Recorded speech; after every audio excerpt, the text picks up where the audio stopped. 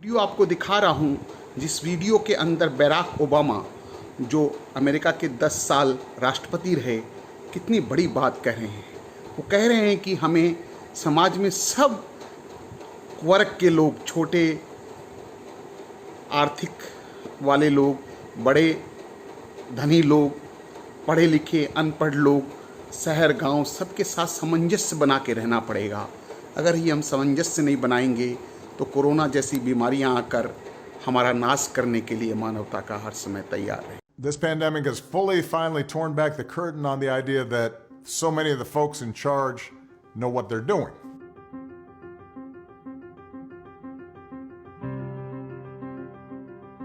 You're going to have to grow up faster than some generations.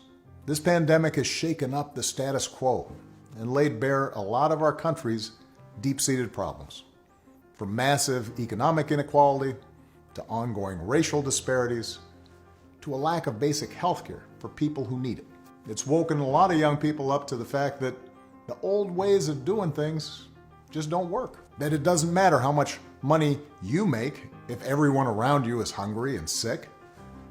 And that our society and our democracy only work when we think not just about ourselves, but about each other. It's also pulled the curtain back on another hard truth, something that we all have to eventually accept once our childhood comes to an end. You know, all those adults that you used to think were in charge and knew what they were doing, turns out they don't have all the answers. A lot of them aren't even asking the right questions. So if the world's going to get better, it's going to be up to you. That realization may be kind of intimidating, but I hope it's also inspiring.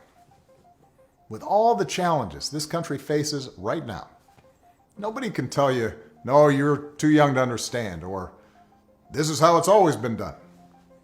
Because with so much uncertainty, with everything suddenly up for grabs, this is your generation's world to shape.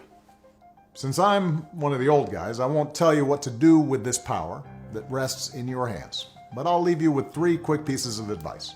First, don't be afraid. America's gone through tough times before. Slavery, civil war, famine, disease, the Great Depression, and 9/11. And each time, we came out stronger. Usually because a new generation, young people like you, learned from past mistakes and figured out how to make things better. Second, do what you think is right. Doing what feels good, what's convenient, what's easy, that's how little kids think. Unfortunately, a lot of so-called grown-ups, including some with fancy titles and important jobs, still think that way, which is why things are so screwed up. I hope that instead you decide to ground yourself in values that last, like honesty, hard work, responsibility, fairness, generosity, respect for others. You won't get it right every time. You'll make mistakes, like we all do. But if you listen to the truth that's inside yourself, even when it's hard, even when it's inconvenient, people will notice. They'll gravitate towards you. And you'll be part of the solution instead of part of the problem. And finally, build a community. No one does big things by themselves. Right now, when people are scared, it's easy to be cynical and say, let me just look out for myself, or my family, or people who look or think or pray like me. But if we're going to get through these difficult times, if we're going to create a world where everybody has opportunity to find a job and afford college, if we're going to save the environment and defeat future pandemics, then we're going to have to do it together. So be alive to one another's struggles. Stand up for one another's rights. Leave behind all the old ways of thinking that divide us. Sexism, racial prejudice, status, greed, and set the world on a different path.